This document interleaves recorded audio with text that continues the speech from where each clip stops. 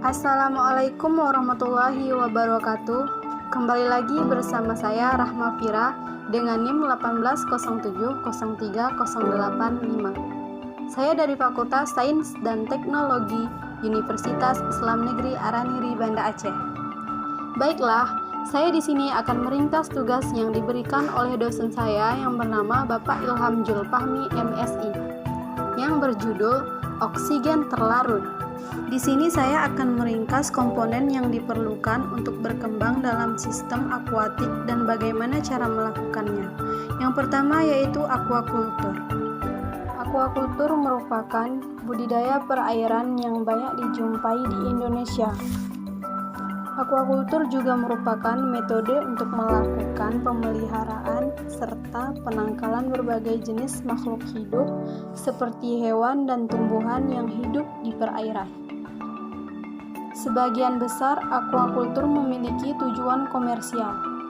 Metode aquaculture itu sendiri sudah ditemukan manusia sejak dahulu kala, bahkan sejak 600 tahun sebelum Masehi.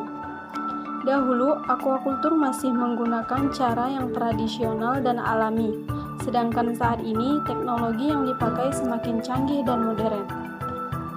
Aquaculture terbagi menjadi dua kelompok besar berdasarkan jenis air yang digunakan, contohnya yaitu yang pertama, aquaculture air tawar. Aquaculture air tawar ini merupakan tempat yang digunakan sebagai budidaya antara lain kolam, sungai, danau, dan waduk. Yang kedua ada aquaculture air asin. Aquaculture kelompok ini biasa memanfaatkan lautan dan juga tambak air payau. Jadi, kedua kelompok ini tentu saja menghasilkan produk yang berbeda-beda.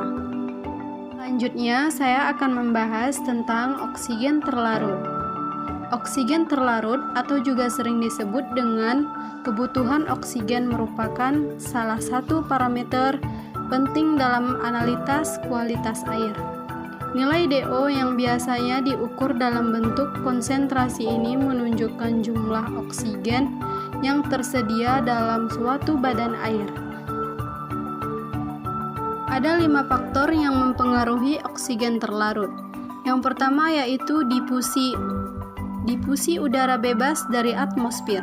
Yang kedua ada fotosintesis organisme yang hidup di dalam perairan. Yang ketiga, kedalaman titiknya. Yang keempat, pergerakan ke permukaan. Dan yang kelima, injeksi oksigen.